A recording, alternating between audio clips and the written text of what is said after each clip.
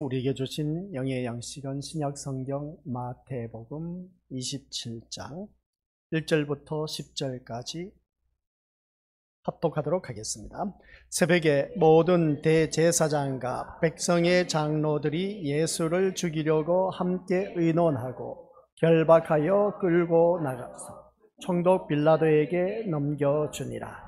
그때에 예수를 판 유다가 그의 정죄됨을 보고 스스로 뉘우쳐 그 은산십을 대제사장들과 장로들에게 도로 갖다 주며 이르되 내가 무죄한 피를 팔고 죄를 범하였도다 하니 그들이 이르되 그것이 우리에게 무슨 상관이 내가 당하라 하거늘 유다가 은을 성소에 던져놓고 물러가서 스스로 목매어 죽은지라.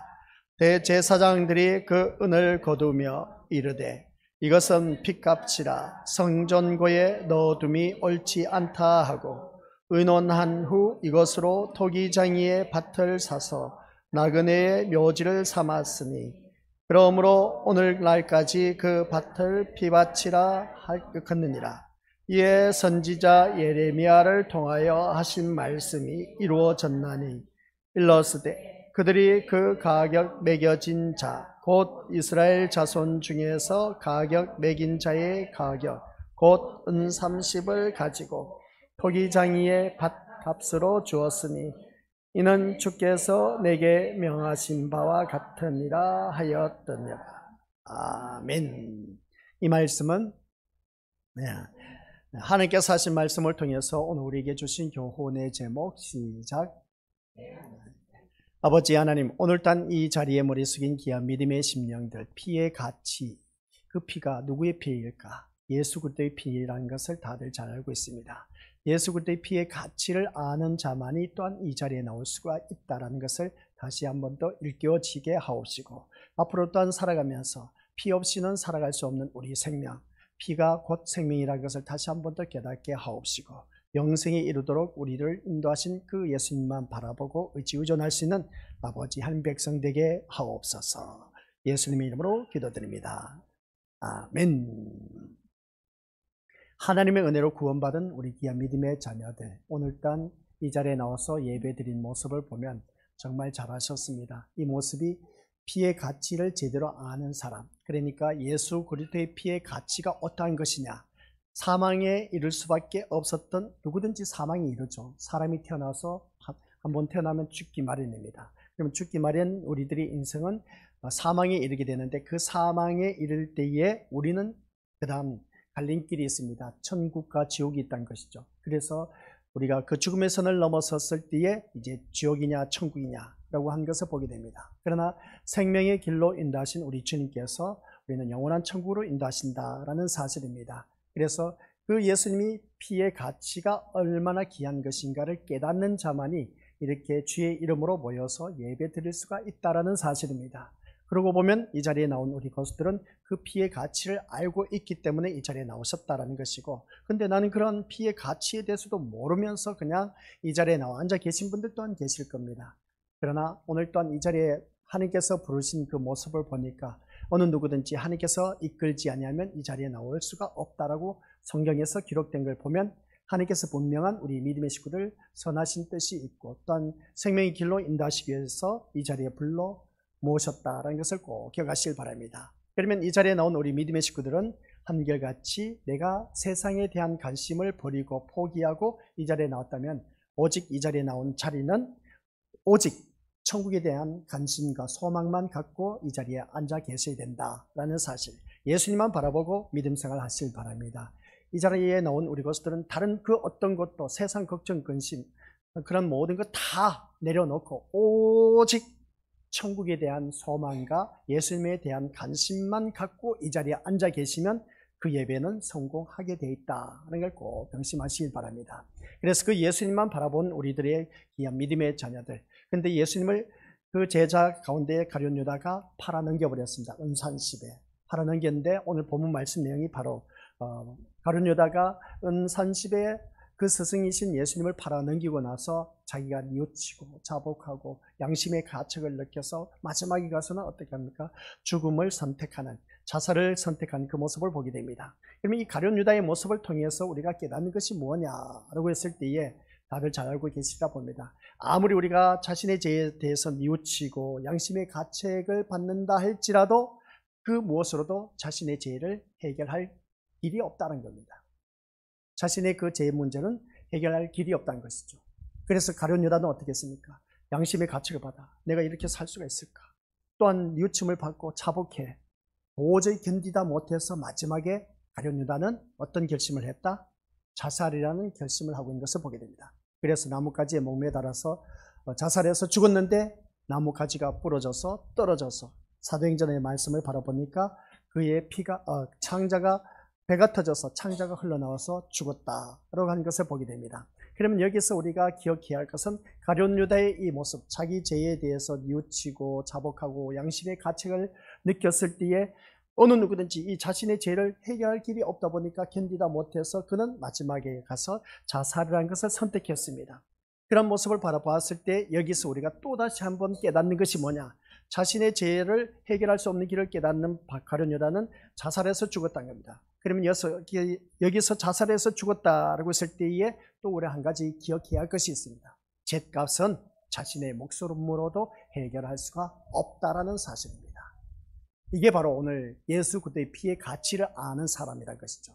자신의 죄 문제 해결할 자가 있다 없다? 없다는 겁니다. 너무나 괴로워하는 것이죠. 그래서 좌절과 절망에 빠져서 괴로워한 그러한 심령들을 끼어 있습니다. 끼어 있는데 그것 다음 우리가 해야 할 것이 주님의 이름으로 회개하면 살아날 길이 있다는 것이죠. 근데 그 죄를 해결할 방법이 없다 보니까 양심의 가책을 갖고 너무나 괴로워하다 보니까 내가 이렇게 살다간 도저히 살 수가 없어. 가룟 유다가 자살을 선택했습니다. 자살을 선택했다 할지라도 죗값은 자신의 그 목숨으로도 해결할 수가 없다는 겁니다.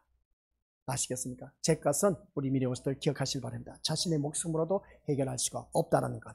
그래서 오늘 이 자리에 앉아 계신 우리 미래오스들 그런 모습 속에서 이제 대제사장과 장로들이 가룟 유다가 은산십을 가져가서 다시금 대제사장과 장로들에게 던져주면서 어떻습니까? 나는 도저히 이것을 내가 받을 수가 없다 하면서 던져 넣었습니다. 그래서 대제사장과 장로들도 오늘 이 말씀을 통해서 그 죄와 상관이 없고 싶은 그런 심령으로 또한 그 가룟 유다에 대해서 대한 그 모습을 보게 됩니다. 그래서 그들도 자신들의 죄를 알지 못하고 있었다는 것을 보게 됩니다. 대제사장과 장로들을. 그래서 유다가 은산십을 돌려주면서 내가 무죄한 피를 팔고 죄를 범하였다라고 했지만은 그들은 뭐라고 했습니까? 대제사장과 장로들은 우리와는 상관이 없다고 하면서 유다의 죄로부터 자유로움을 주장했다. 그러니까 유다 너가 죄를 범한 것이지 나하고 우리하고는 상관없다 하면서 어떻습니까? 죄와 상관이 없고 싶은 그런 대제사장들과 장로들의 모습을 보게 됩니다. 그러면 여기서 우리가 또다시 한번 생각할 것이 뭐냐면은 예수님이 붙들리고 또한 죽게 되는 것은 모두가 유다로 인한 것이지 자기들과는 상관이 없는 문제라는 겁니다. 자신들과 상관이 없는 문제라고 대제사장과 장로들은 그렇게 말하고 있지만 오늘 본문 말씀 1절 말씀 보시기 바랍니다. 1절 말씀 새벽에 모든 대제사장과 백성의 장로들이 예수를 죽이려고 함께 의논하고 밤새도록 목요일 밤에 어떻습니까? 예수님을 잡아서 신문을 하고 나서 어떻게 해서든지 이 예수님을 죽이려고 함께 의논을 했다. 누가? 대제사장과 장로들이 그렇게 했다는 겁니다. 그러면 여기서 우리가 유다로 인한 그 죄라고 말할 수 있을까? 대제사장과 장로들의 모습을 바라봤을 때. 그래서 자기들과는 상관이 없다라고 그렇게 표현하면서 결박하여 끌고 가서 누구에게? 총독 빌라도에게 넘겨주었다라는 것을 보게 됩니다. 이런 모습을 바라봤을 때 우리가 생각할 수 있는 것이 뭐냐면 예수를 죽이고자 하는 계획을 하고 있었으면서도 불구하고 예수님의 죽음과는 아무런 상관이 없는 사람으로 남고 싶어하는 이 대제사장과 장로들의 모습이 오늘 이 자리에 앉아 계신 우리 귀한 믿음의 식구들과 똑같은 마음을 갖고 있다는 겁니다. 이게 문제란 것이죠. 나는 죄와 상관이 없다라고 어떻게 합니까? 아무런 상관이 없다고 하면서 그렇게 죄 없는 자, 마치 이제 모든 죄를 가룟 유다에게 덤탱이로 덮어 씌우려고 하는 그 모습. 그래 놓고는 어떻습니까? 자신들은 아무런 상관이 없는 척하는, 이게 바로 누구냐면 대제사장과 누굽니까? 장로들의 모습인 겁니다. 그러면 이 대제사장과 장로들의 모습을 바라봤을 때 예수님의 죽음에 대해서는 어떤 책임도 지고 싶지 않았다는 겁니다. 이것이 죄에 대한 우리의 생각이 아닐까라는 생각을 가져봅니다. 그래서 우리는 유다의 일을 대하면서 나는 아무 상관이 없다라는 생각을 버리지 않으려고 할 것임을 보게 됩니다. 사실 예수님을 팔겠다고 찾아온 사람도 유다이고, 또한 은산십을 요구한 사람도 유다였고, 또 예수님을 넘겨준 사람도 누구였다? 유다였습니다. 그러니까 한결같이 보니까 가룟 유다가 다 한 것 같아 그냥. 근데 또 말씀을 바라보니까 1절 2절 말씀 보니까 밤새도록 어떻습니까? 이 대제사장과 장로들이 새벽에 모여서, 장로들이 여기서 보면 악한 무리들의 역사는 언제 일어난다? 밤의 역사가 일어난다. 이것을 다시 한 번 더 깨닫습니다. 새벽에 모든 대제사장과 백성의 장로들이 예수를 죽이려고 함께 여기서 보니까 의논했다. 참 새벽에 미쳤지. 이렇게 새벽에까지 모여서 이렇게 예수를 죽이려고 한 그 모습 보니까 이러한 파렴치한 역적 모임이 누구냐라고 했을 때에 대제사장과 장로들이었습니다. 근데 예수님을 팔겠다고 찾아온 사람도 가룟 유다요, 또 은산십을 요구한 것도 가룟 유다, 그리고 또 예수님을 넘겨준 사람도 가룟 유다야.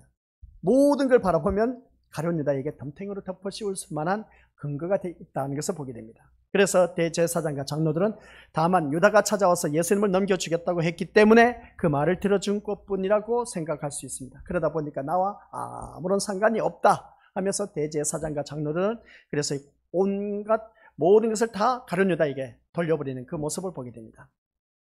이런 모습을 바라봤을 때 우리 믿음의 것들, 다시 말해서 무죄하신 예수님을 판 것은 가룟 유다지 대제사장이나 장로들이 아니었다는 것입니다.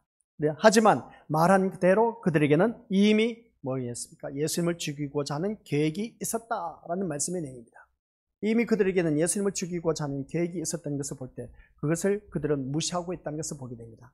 그러니까 예수님을 죽이려고 한 계획까지 세워놓은 그들은 예수님의 그 죽음과에 우리한 상관이 없다 하면서 그렇게 외치는 모습, 우리가 이러한 삶을 또한 살아가는 삶이 우리에게도 있다는 겁니다. 같이 역적 모임을 해놓고는 발변 내미는 그런 자들이 참 많이 있음을 보게 됩니다.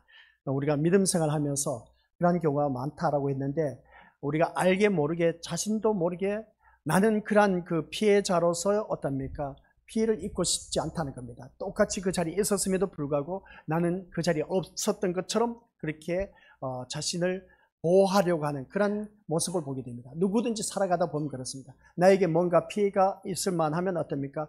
그 사람을 격려해두고 모른 척 해버리고 외면해버리는 그런 경우가 참 많이 있는 것을 보게 되는데, 이게 바로 그때 당시에 대제사장과 장로들의 모습과 똑같다는 겁니다.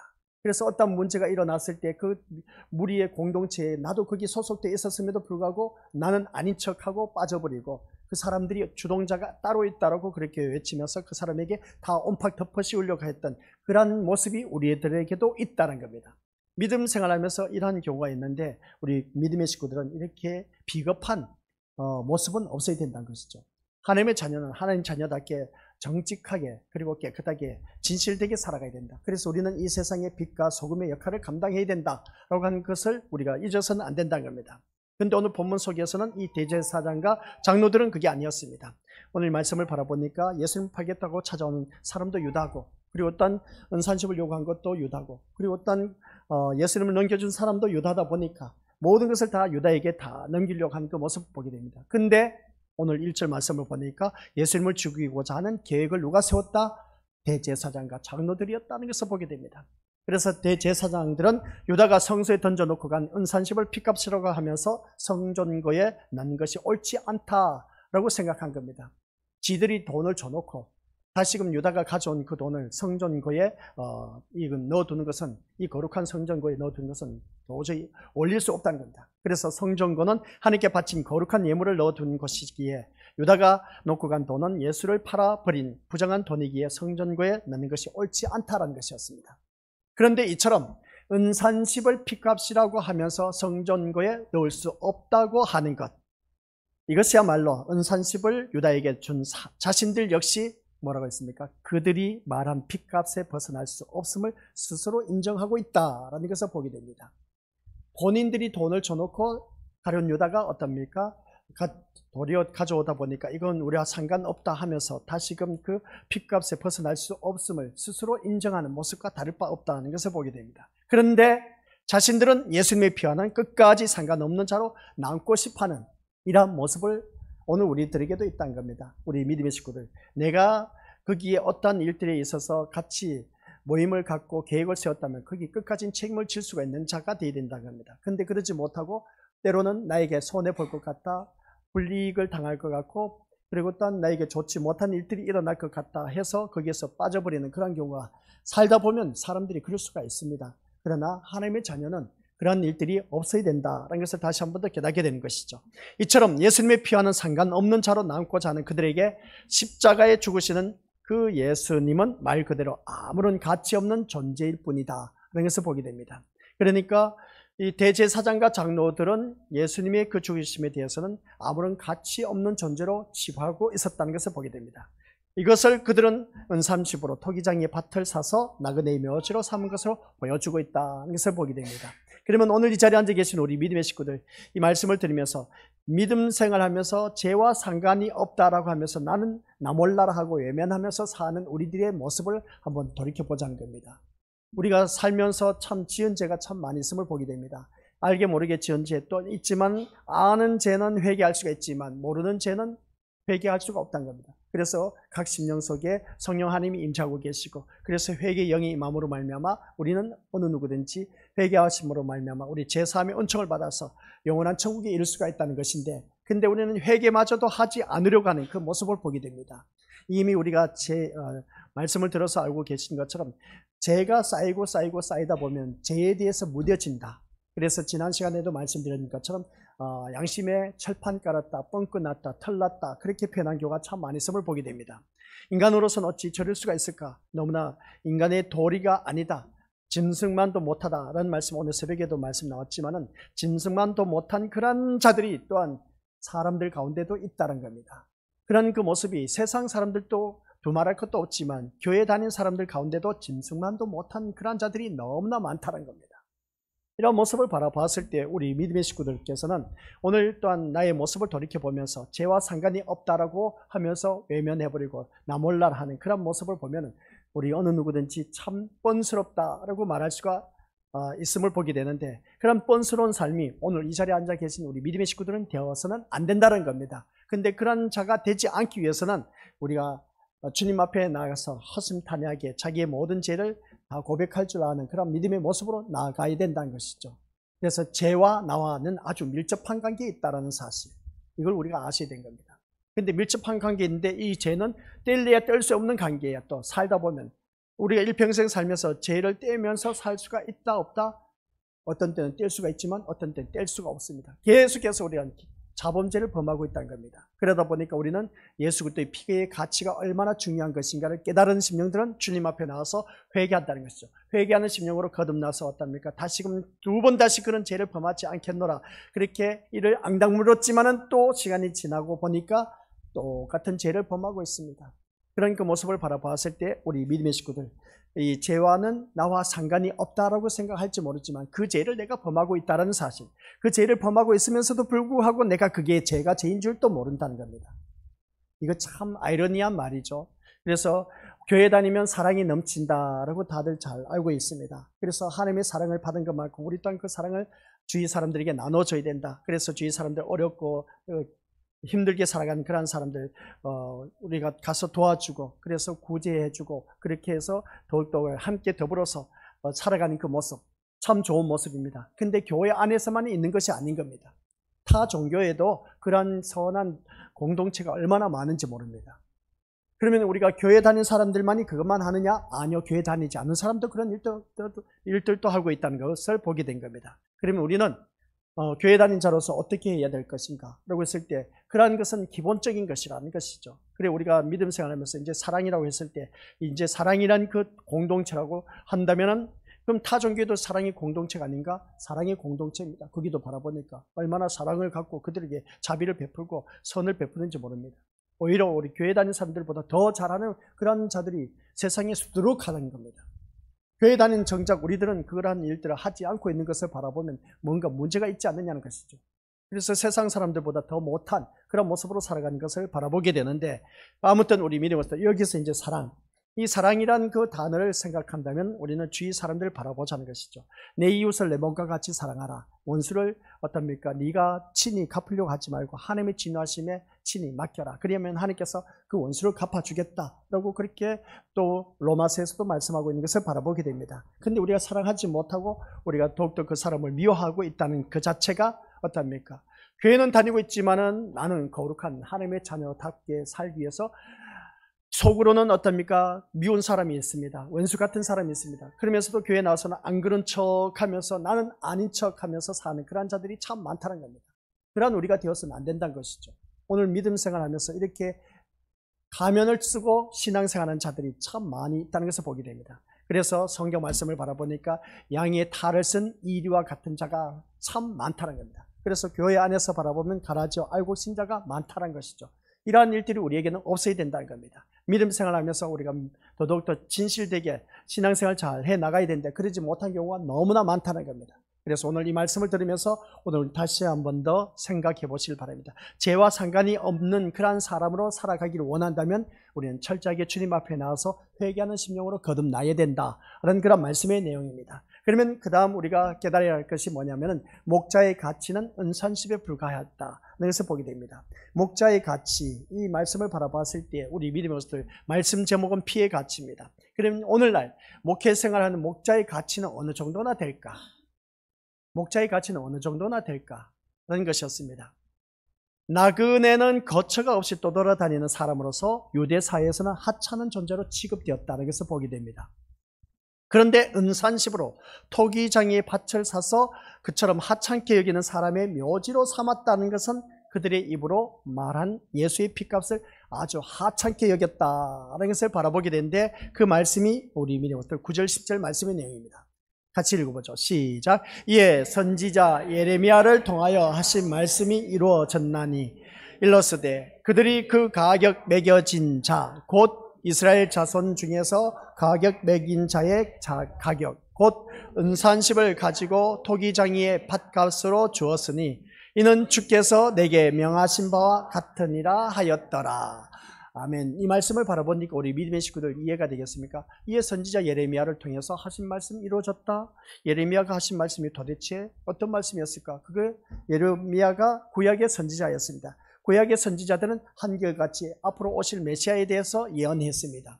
그 예언한 말씀이 그대로 다 이루어졌습니다. 그러면 신약시대에 살고 있는 오신 메시아는 어떻습니까?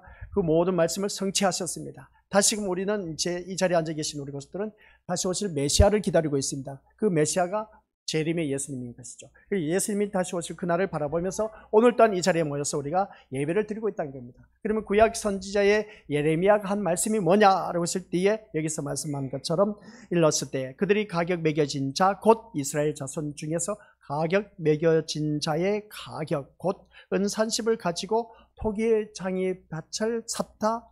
오늘 본문 말씀을 바라보니까 9절 10절에 나와 있음을 보게 됩니다. 이 말씀이 예레미야가 한 말씀이었습니다. 그런데 은산십과 토기장이와 연관된 이야기는 예레미야가 아닌 스가랴서에서 등장하고 있다는 것을 보게 됩니다. 스가랴서는 어디 나와 있습니까? 말라기 바로 앞에 나와 있습니다. 예레미야서에서만 나온 것이 아니라 스가랴서에서도 말씀하고 있다는 것을 보게 됩니다. 따라서 은산십으로 토기장이 밭을 사서 나그네의 묘지로 삼은 것을 예레미야를 통해서 하신 말씀이 이루어진 것으로 언급한 것을 바라보게 되는데 예레미야가 한 말씀을 통해서는 쉽게 이야기 안 돼. 이해를 할 수가 없어. 그래서 이 부분에 대해서 생략하고 어떻습니까? 스가랴서의 내용을 잠깐 우리가 살펴보고자 하는 겁니다. 스가랴서의 말씀을 바라보니까 어떤 내용이 있느냐 같이 읽어보죠. 시작. 내가 그들에게 이르되 너희가 좋게 여기거든 내 품삯을 내게 주고 그렇지 아니하거든 그만두라. 그들이 곧 은삼십개를 달아서 내 품삯을 삼은지라. 여호와께서 내게 이르시되 그들이 나를 헤아린 바 그 삭슬 토기장이에게 던지라 하시기로 내가 곧 은삼십개를 여호와의 전에서 토기장이에게 던지고 라는 말씀을 보게 됩니다. 그런데 우리 믿음의 식구들 이 말씀을 읽고도 도대체 무슨 말인지 긴가민가한 모습을 보게 됩니다. 이해가 안 되는 것을 보게 된 것이죠. 그런데 빨간 글씨를 보니까 은삼십개를 달아서 내 품삯을 삼은지라 하는 말씀이 오늘 토기장이의 밭을 사서 어떻습니까? 나그네의 묘지로 삼겠다 하는 것을 보면 예수님을 은산십 팔아 넘겼던 그 가룟 유다가 그 은산십계를 다시금 대제사장들에게 주었더니 대제사장과 장로들은 이것은 성전고에 하나님의 거룩한 성전고에 드릴 수가 없다. 그래서 나그네의 모지를 만들기 위해서 토기장이 밭을 샀다. 그 말씀이 예레미야에 있었던 이야기가 스가랴서에서도 있었다는 것을 보게 됩니다. 그래서 스가랴서에서 있었던 말씀을 통해서 우리가 깨달아야 되는데, 근데 이게 무슨 말씀인지 알아야 말이지. 이 말씀에서 보면 우리 미리 어떤지 자세히 보시기 바랍니다. 그들에게 이르되 너희가 좋게 여기거든 내 품삯을 내게 주고 그렇지 아니하거든 그만두라 하는 말씀을 보게 됩니다. 여기서 보면은 선지자는 이스라엘에게 자신이 그들의 목자로 일한 것에 대해서 좋게 여기거든 그 말씀인 겁니다. 그러니까 구약의 이스라엘 백성들에게 앞에서 이끌었던 영적 지도자가 누구였다? 선지자였습니다. 선지자였는데 그 영적 지도자였던 선지자가 그 이스라엘 백성들에게 좋게 여기거든 한 그 말씀이었습니다. 그래서 그 품삯을 내게 주고 그렇지 아니하거든 그만두라. 그런 그 말씀의 내용은 무슨 말이었냐? 목자로, 그러니까 선지자로서 목자로 그 역할을 잘한 일에 대해서 좋게 여기거든 품삯을 주고 그렇지 않거든 그만두라 하는 그런 말씀 내용입니다. 그 말씀이죠. 내가 그들에게 이르되 너희가 좋게 여기거든 내 품삯을 내게 주고 그렇지 않거든 그만두라. 이 말씀 뭐냐? 구약의 이스라엘 백성들은 한결같이 영적 지도자인 선지자의 말을 듣고 모든 일들을 준행해 나갔습니다. 왜냐하면 그때 당시로서는 신정 정치가 이루어졌기 때문에 그렇습니다. 신정 정치가 이루어졌을 때에는 하나님의 메시지를 받고 어떻습니까? 신정 정치는 하나님의 말씀을 받고 하나님의 다스림을 받는 그런 이스라엘 백성들이었습니다. 그것도 그럴 수밖에 없었던 이유가 이스라엘 백성들은 하나님의 그 선택된 이스라엘 백성들이었습니다. 그러면 선택된 이스라엘 백성들은 하나님의 말씀을 듣고 그대로 순종하는 길밖에 없었던 것이죠. 그래서 지나게나 다 하나님의 말씀을 듣는 것이 아니었습니다. 선지자를 통해서만이 말씀을 듣고 선지자는 이스라엘 백성들에게 선포를 했습니다. 선포를 했는데 이스라엘 백성들은 그 말씀에 따라 선지자의 말에 따라 순종을 했느냐? 순종을 하지 않았다는 겁니다. 근데 이스라엘 백성들은 한결같이 자기 멋대로 신앙생활을 했다는 것이죠. 그러다 보니까 선지자들이 때로는 감옥에 갇히기도 하고 매맞기도 하고 그리고 또 어떻습니까? 억울한 누명을 덮어서서 감옥에 갇혀서 그렇게 또한 살아가는 그 모습을 보게 됩니다. 그래서 이스라엘 백성들은 선지자를 좋게 여기지 않았다는 겁니다. 좋게 여기지 않았다 보니까 어떻습니까? 이 선지자들은 참 힘든 삶을 살았습니다. 근데 여기서 말씀을 바라보니까 이 선지자들은 목자로서의 역할을 감당했습니다. 이스라엘 백성들을 선한 길로 인도하기 위해서 그 목자의 길을 걸어갔는데, 그래서 이스라엘 백성들에게 목자라고 했을 때 선지자가 한 일이 이스라엘 백성들이 봤을 때 좋게 여기거든 품삯을 받고 그러나 좋지 않게 여기거든 그만두라, 그런 말씀이었습니다. 근데 그 다음 말씀이 뭐냐라고 했을 때 그들이 곧 좋게 여겨서 어떻습니까? 그 목자의 역할, 선지자 역할을 했다 해서 은 30을 달아서 주었다는 겁니다. 누구에게? 선지자에게 주었다는 겁니다. 근데 선지자에게 줬더니 이것은 은 30개가 어느 정도의 가치였느냐, 그걸 말하는 것이죠. 그래서 여호와께서 내게 이르시되 그들이 나를 헤아린 바 그 삭슬 뭐라고요? 토기장이에게 던지라 하시기로 내가 곧 그 은 30개를 여호와의 전에서 토기장이에게 던지고 라고 하는 말씀처럼 그 나그네의 묘지로 만든 그 토기장이의 그 땅을 은 30으로 주고 샀던 그 모습 볼 때 가치 없는 그런 그 모습을 보게 됩니다. 쉽게 표현하면 이 말씀에서 보면 이것은 그동안 여기서 나와 있습니다. 시작. 스가랴 선지자로 목자로 이스라엘을 위해 일한 것에 대해 이스라엘 백성이 어떻게 생각하고 있는가를 알기 위한 것이었다. 그래서 보게 됩니다. 그래서 스가랴 선지자가 이스라엘 백성들을 위해서 일을 해왔는데 일을 한 그 몫에 대한 가치가 어느 정도였느냐면 은 30에 불과했다 하는 그런 말씀입니다. 그럼 이 은 30이 우리를 바라봤을 때 은 30이면 많지 않느냐라고 생각할 수가 있는 것인데, 자신들을 위한 목자의 일을 귀하게 여긴다면 많은 품삯을 줄 것이고 그렇지 않다면 적게 주거나 주지 않았을 것이다 라는 말씀입니다. 그런데 이스라엘 백성들은 은 30을 달아서 주었다는 겁니다. 은 30을 달아서 주었다라고 했을 때에 은 30의 그 가치는 목자의 일을 종 한 사람의 가치로 평가하였다는 것이었습니다. 종이 받는 그 은 30에 불과했다는 겁니다. 그러니까 그만큼 가치 없는 존재로 여겼다는 겁니다. 선지자의 일을. 이스라엘 백성들에게 있어서는 정말 생명과 같은 것이 누구였느냐면 선지자였습니다. 선지자가 선포된 그 말씀이 그들에게는 생명과 같은 말씀이었습니다. 근데 선지자가 한 일에 대해서는 여기서 말한 것처럼 종의 한 사람의 가치로 여겨서 아주 가치 없는 하찮은 것으로 여기면서 은산십을 달아서 주었다는 겁니다.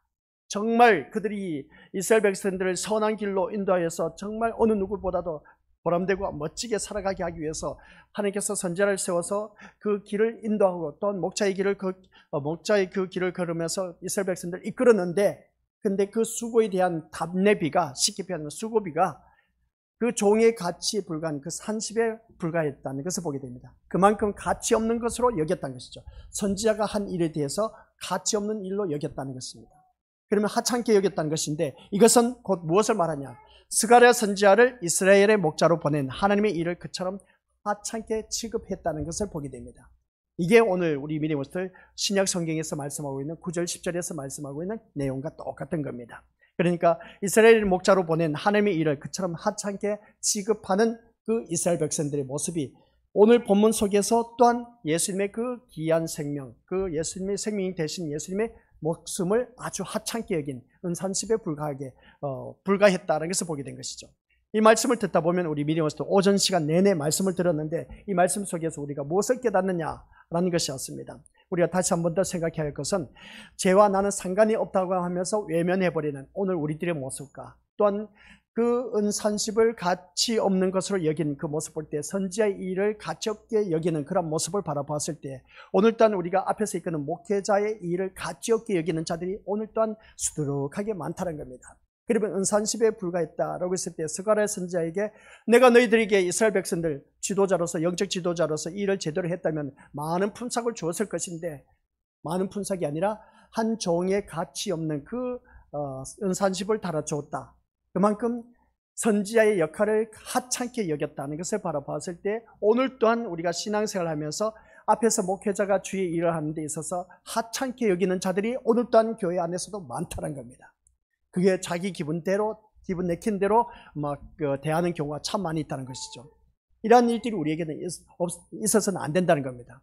구약의 이스라엘 백성들이 선지자를 그렇게 하찮게 여긴 것처럼 오늘날 신약 시대에도 앞에서 이끄는 지도자, 영적 지도자를 하찮게 여기고 귀찮게 여기는 그런 가치 없는 존재로 여기는 자들이 너무나 많다는 것이죠. 그렇다고 해서 제가 이 자리에 서서 우리 믿음의 식구들, 주의 종을 나를 하찮게 여기서는 안 됩니다 라고 그렇게 우리 믿음의 식구들에게 부탁하고 싶긴 하지만은 하찮게 여겨도 그 사람의 믿음의 분량입니다. 귀하게 여기신 분은 귀하게 여길 뿐이고, 하찮게 여기신 분은 하찮게 여길 뿐이고, 또한 앞에서 이끄는 주의 종의 말을 기뚱으로 듣는 사람은 기뚱으로 들을 것이고, 하나님의 말씀을 귀하게 듣는 사람은 귀하게 들을 겁니다. 그것은 이렇게 하라 저렇게 하라 할 것도 없어. 그래서 우리 믿음의 식구들은 각자의 믿음의 분량대로 신앙생활을 하라는 겁니다. 하찮게 여긴 사람은 하찮게 여기는 인생으로 살아갈 수밖에 없는 것이고, 하나님의 말씀을 귀하게 여긴 사람은 귀하게 살아갈 수밖에 없는 그러한 인생이다는 말씀입니다. 그게 오늘 본문 속에서 9절에서 10절을 말하고 있는 내용인 것이죠.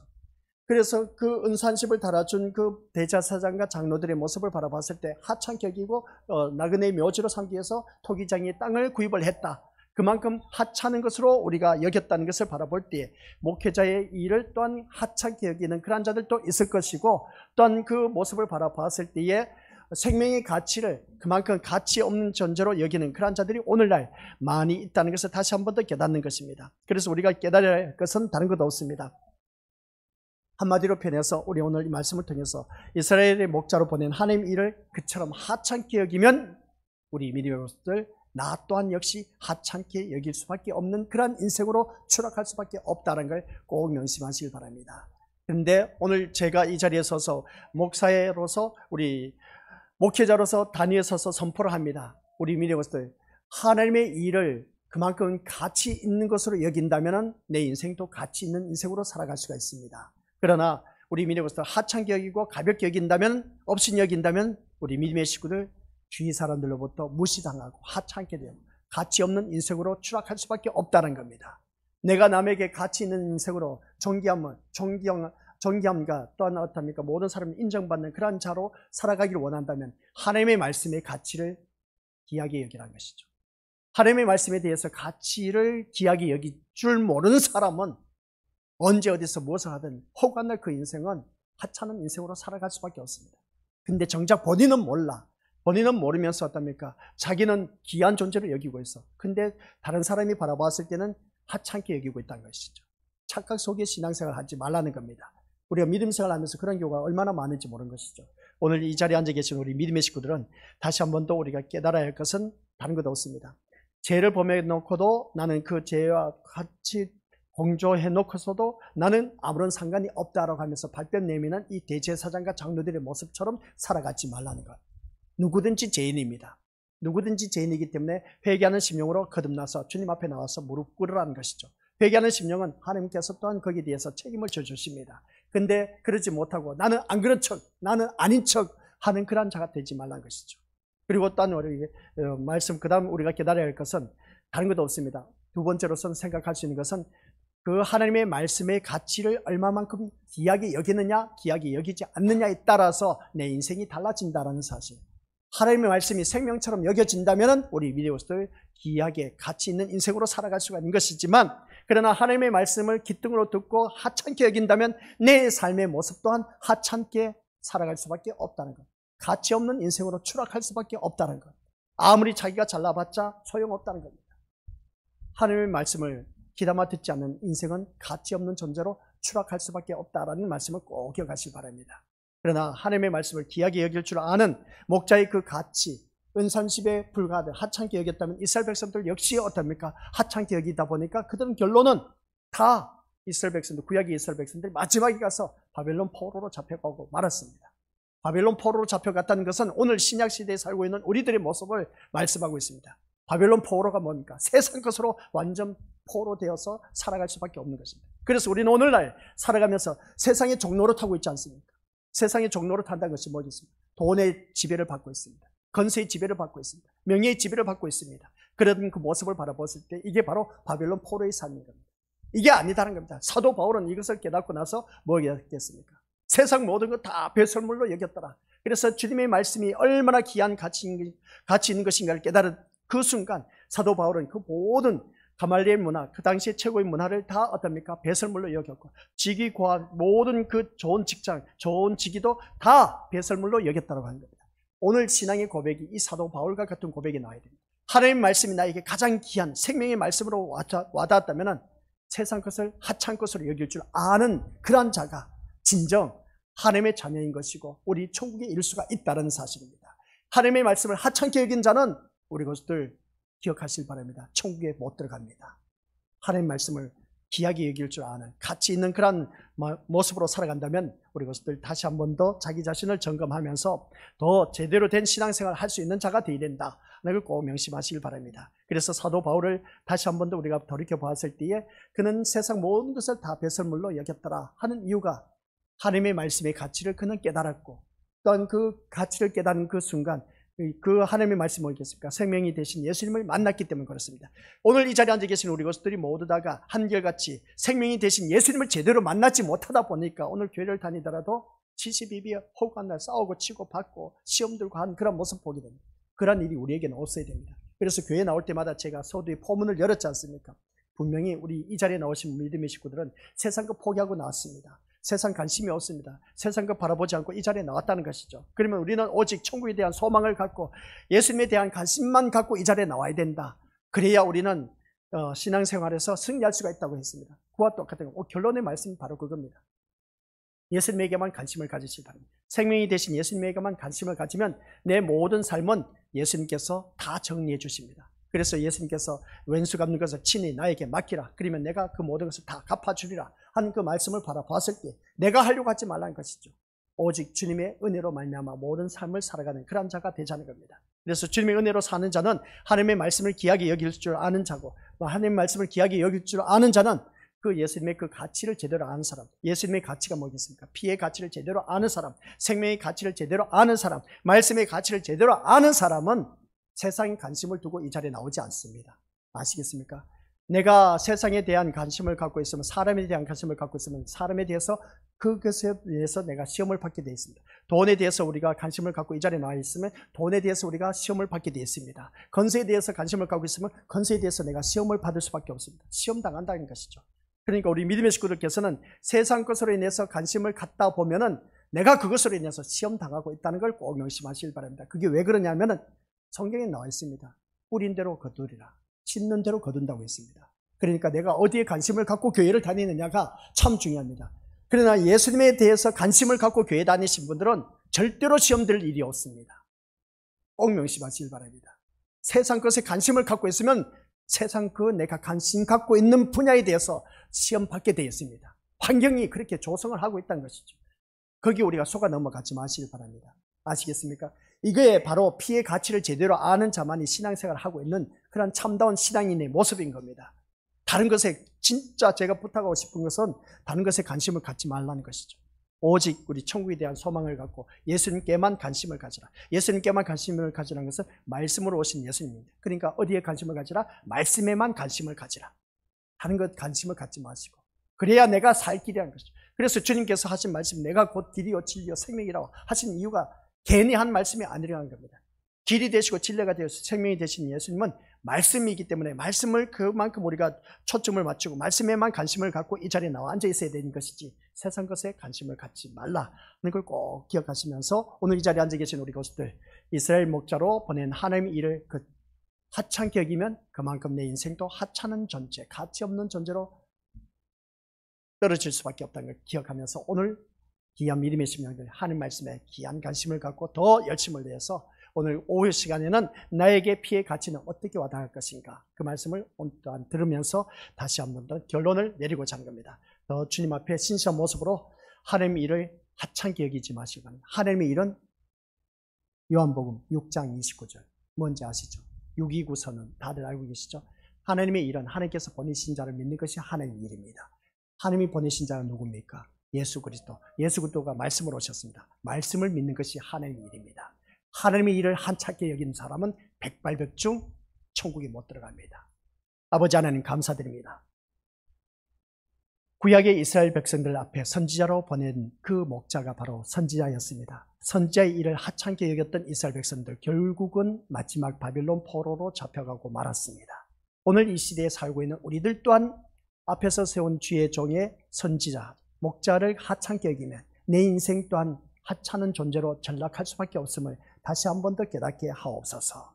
오늘 또한 하나님의 일을 그처럼 하찮게 여긴 자는 내 인생이 하찮게 여기고 가치 없는 존재로 전락할 수밖에 없음을 다시 한 번 더 깨닫게 하옵소서.